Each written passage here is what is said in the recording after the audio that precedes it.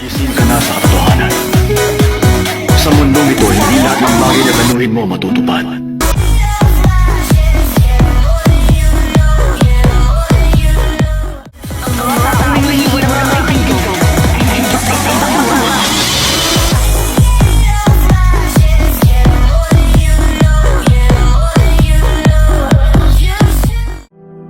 Merong katapusan ang mga buhay natin.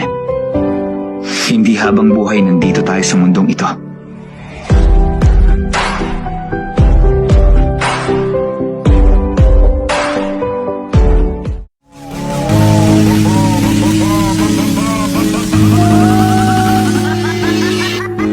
Ang laki ng pasasalamat ko sa iyo. Nagiging matatag ang lalaki na babasted.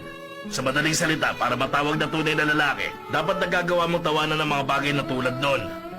Mabuti nga at nagagawa ko ng idaan sa biro. Lagi funky, linya.